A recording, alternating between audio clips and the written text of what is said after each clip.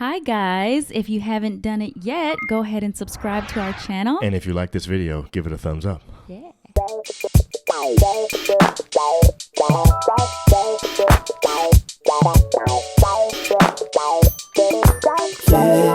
Welcome to Just John and April, the relationship podcast where you will level up your relationship starting today. Yes. In this episode, You spend too much. and you too cheap. And the word of the day. Hey, babe. Hey. How you doing? I'm good. I'm like so good. I don't know why. I know why. We're like, T-minus 6 days until our anniversary. Yay! And we'll be turning 20 years together. I don't know why. Since we, finalized our plans, our COVID plans. So excited, guys. I've been on cloud nine since then. I don't it's know a why. secret. Yeah. It will be revealed. Yeah. Will be revealed. Yeah. It's about to be fun. I'm going to enjoy that. It's going to be great. Secret. I'm so excited. I'm also excited about our next live.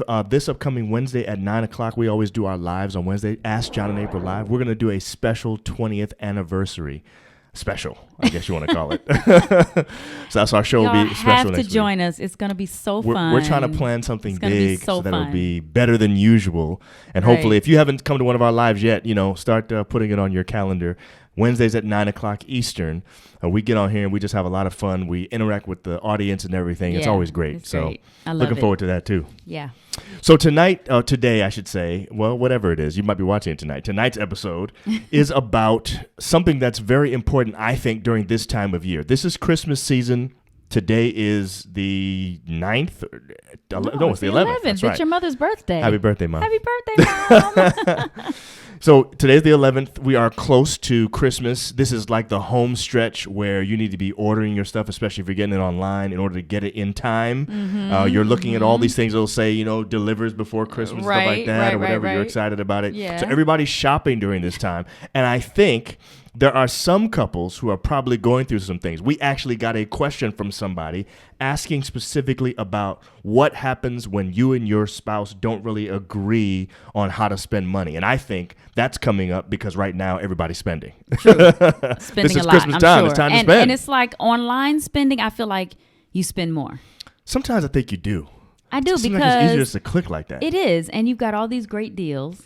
Not only that, with but Black Friday. And Black Friday lasts for a month or two. that's true.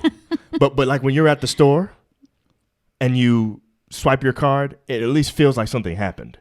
When you're on your phone, you got it now where there's just everything's already saved. You just Everything's click. You almost never have to saved. take your card out. Feels like you Yeah. can just buy. True. You know what I'm saying? And it really makes it look like you need these things. That's true. Well, some of them you do. Let's really. talk about this. Let's talk about this. So we have made it very clear. It's no secret that April and I are a little bit different when it comes to spending.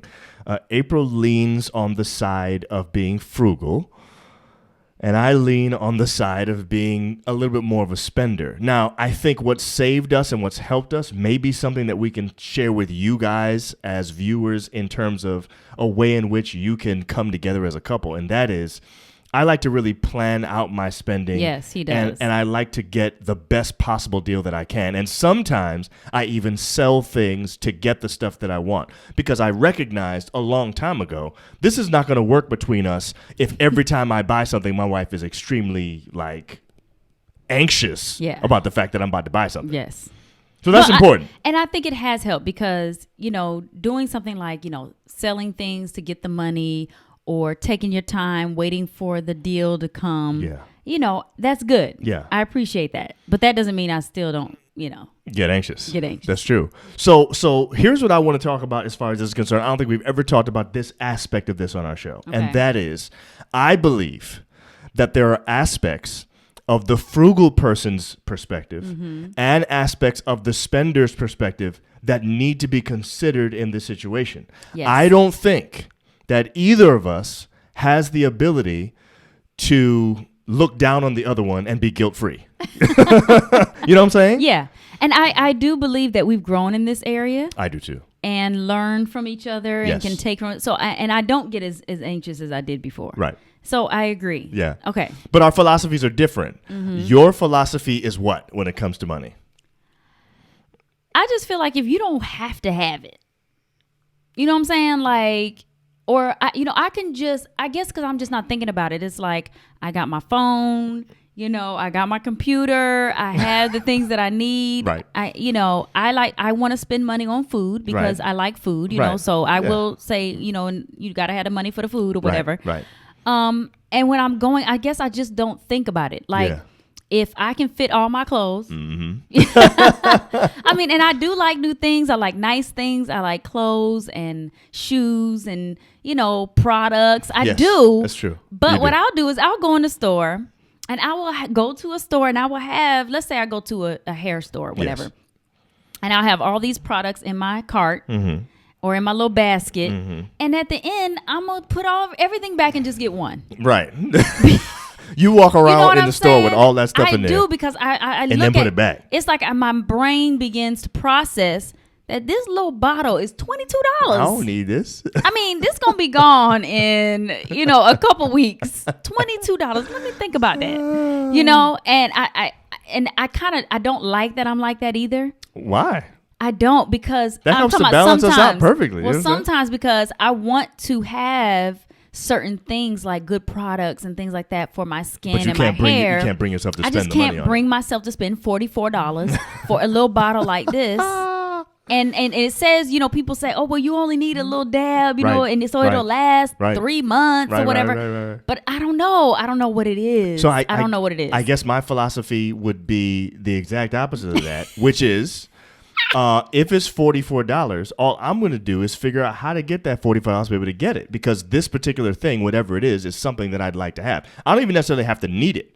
It's just Right. something that I want, and usually it's not, hair products Well, or that's what I'm saying. makeup. But I for don't me, have to have the hair products, the makeup, or whatever. and I I don't don't even buy makeup. and I don't have to have a new computer or a new piece of technology. But the reality is, I want that thing, and I'm going to find a way to be able to get it. So here's the Okay. question: If my philosophy is money is meant to be spent, because I think that's my philosophy, right? The purpose of money is to spend it. Would you agree that your philosophy is the purpose of money is to save it?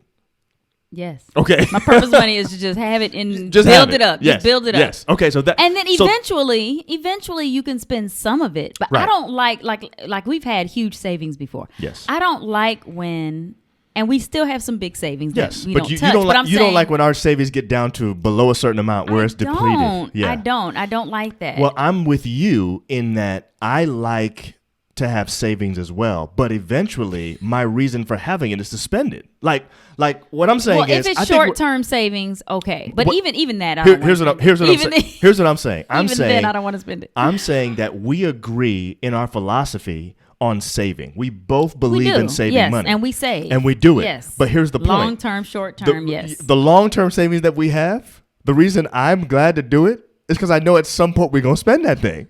And I feel like your Yeah, thing that's is true. But I don't think that's your philosophy. I think what you like about it is It's that's- just there. It's there. We have it. You know what I'm saying? I don't know, and it could be a security blanket. Of course. You know, Yes. which isn't good either. And that's not necessarily bad. Okay, You know, and this is the point. I mean, not that it's bad. Okay, You're here's right. the point of today's episode. That's not bad. Okay, It's so not. It's not. we have this thing that we have our couples go through when we're doing premarital counseling, and it's this thing about how they relate to money. And one of the ways people relate to money as security. Yeah. For them, for whatever reason, there's this Right, thing that right. says, when I have it, I feel safer than I do when I don't have right. it. And some people don't respond to it that way. I don't think that makes it bad. It's just That's different. true. That's There's nothing true. wrong with that. It isn't. And so what I'm trying to get this lady to see, who asked Mm-hmm. this question, is your husband and you may have differing ideas on what to do with money, but Mm-hmm. the reality is your perspectives on it can have negatives and positives. I think it's possible for April to be too frugal, and I think it's possible for me to be too much of a spender. So we Right. have to figure out ways to like pull that back and to get it where it's supposed to be. Yes, but I think because- both aspects are good. Yeah, and really, it can actually affect a relationship in a negative way. Absolutely. You know, so you have to definitely balance that out. You You have do. to make sure. Oops, That's fine. you have to make sure that you are able to, be. I can't say any other word. Okay, the reason why April said oops just now is because she just revealed the word of the day. Yeah. But that's fine. Balance. The You word have is to be balance. balanced. That's the I'm word sorry, of the day. I gave it up. That's right. Because We'll give you the definition later. yes, I feel like if it's balanced, Yes. then there can be a nice because I feel like that's with us. I would be like, nah, babe, I don't want to. We don't really need that or whatever. Right. Yes. And then as we plan, as we talk, as we save, and then we buy, I feel better about it because there was a process. Yes. That's really what I need. Yes, you need the process. I need the process because I am not a, what do you call it? You're not a when a person just does something at the drop of a hat. Exactly. I can't remember the word. You're not spontaneous. You're not a spontaneous spender. I'm not a spontaneous spender. That's true. And sometimes I think that can hurt me because I will have money that I can spend and still won't spend it. Right. Do you understand what I'm Yes. saying? I will have money that I should be spending, like gift cards or Christmas But that's money. where I come in. That's You know what I'm saying? Because true. I've always been a spontaneous spender, and you've always helped me out to say, let's not be as spontaneous with this. Let's be a little bit more planful. And it turns out I like to plan anyway, so that works to my advantage. Right. There may be some who do not feel that way, who don't have that as their advantage. They may have to lean on their spouse a little bit more for that. Yeah. But the reality is, when we come to that time where you don't want to spend, it takes me to coach you up and say, hey, babe, we've been saving for this for a while. This is fine. Remember, we thought about this, that, and the other. And I have to see it on a graph. I have to see it drawn out. And then she has to see how this is not going to break us in the end, how we're still going to have money left over afterwards, all that kind of stuff. Yes. That's huge. That's is. important. So Yes. I'm saying the attitude that the husband and wife or the significant others, whatever you are, you're in a relationship, the attitude that you guys have about this going in can, I think, make or break you from the beginning. If you have a superiority complex and you think that your being frugal makes you better than your spender spouse, then it's never going to work. No. You've got to have a different attitude, which is, I'm just different from my spouse. Right. And they've got their flaws and I've got mine, because I think there can be a flaw in each one of these. Definitely. I don't think either one of them is what's the word you want to say? Intrinsically better. Yes. You know what I'm saying? Yes. But I do believe though that if you have a spontaneous spender in the relationship, Yes. you have to do something so that they can get that out. Yes. You know what I'm saying? Now, if you're not going to go to some kind of therapy Right. so that you can not be that, then it's going to be there. You're right. Right? So you got to make allowances for the spontaneous do. spender to be You able to do. spend spontaneously. So I feel like what? every month, I Yep. feel like you should have a certain amount of money that this person can spend, Yep. or that you both spend, whatever. Yeah. Like, let's say, okay, we can have it where each one of us gets $300 every month. I'm just using that number, okay? Yes. And you have $300 that you can just spend on anything. You don't have to check in on with me Yep. on what you buy. Right. You don't have to ask. Right. You don't have to check. You don't have to get not permission, but Yeah, whatever. you don't Yeah. have to, get the okay. That's right. You Yeah, know, right. that you It is can- our money. We shouldn't just be spending it True, willy-nilly. without discussing it with each other. discussing with each other. That's important. Yes. Yeah. But I'm just saying, like, I feel like if you have that in there, Yeah. then the person can get out that spontaneous spending. Yes. You know what I'm saying? Yes. Without overdoing Overdoing the budget. it. So you know? we have that, and we've needed that. We've needed that over the years. And what's funny is it's helped both of us.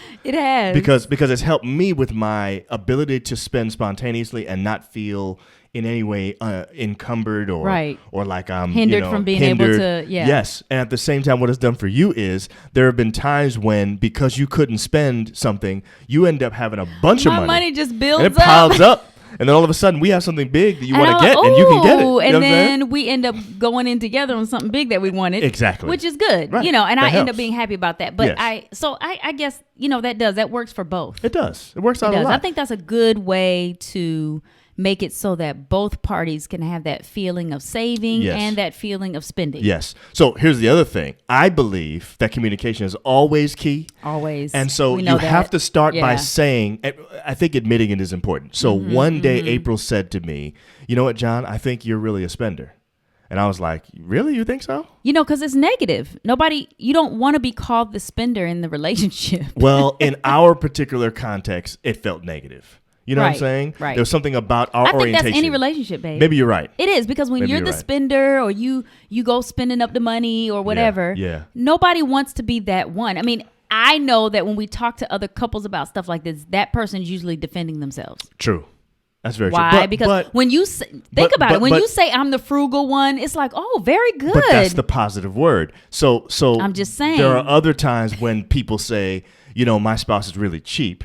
And that person That's gets true. defensive too. That is You true. see what I'm saying? Yeah. Oh, no, So I I'm just frugal. Exactly. You know what I'm saying? They try to make You're they try to right. find You're a good right. You're word. right. That's true. When in fact it's like, You can never spend anything. So here we are, have the money to have a couch that isn't in disrepair, and you're okay with that big split in the leather couch. I'm not like that. You're not like that, but I'm just saying we've had couples like that. Let's make that clear. Yes. We've had couples like that where one spouse or the other refuses to spend the money even when they need to spend it. Yes, that's true. That's a problem. That's true. Your car is breaking down, like it is on its last leg. Yeah, and you won't get another car. Right. You know what I'm saying? Yeah, what in the world, man? I got to drive this 1972 Jalopy still in 2020, and that's your wife's crazy. Breaking down on the way to work, and you done saved $100,000 for the car, and you won't buy it. Yeah. So I'm saying there are negatives and positives to each one of these, but I think it starts with an admission that you are the way you are, and sometimes your spouse may have to communicate. So April communicated to me, John, I think you're the spender. You're a spender, and I was like, you think so?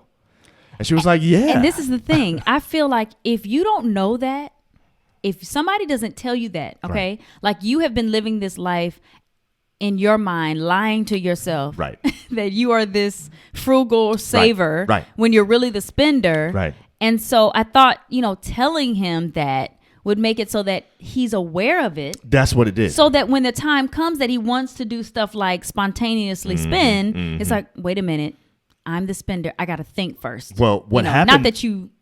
Well, yeah. Let me tell you what happened in our context, though. What happened was when April said that, it opened the door for her to communicate more to me about her feelings about what this does for her on the inside. She actually was having knots in her stomach and feeling anxious about every time I started talking about the new computer that just came out. You know what I'm saying? Right. I'm like, what does this mean? Like, all things are going through my mind. Like, and so when she shared that turmoil with me, then I started realizing this actually has an impact on our family. This is not just me. Now, in my mind, because I'm a planner, I actually have it planned out in my mind how I can do this, how this won't affect anything, but I don't always communicate that. And so when those things were happening and I would buy something and maybe tell her I'm going to do it, but not necessarily give the background on how this can work. I'm a visual. I need to see it. Yeah, it messed up a lot of stuff. It did. So I do think the communication aspect is important.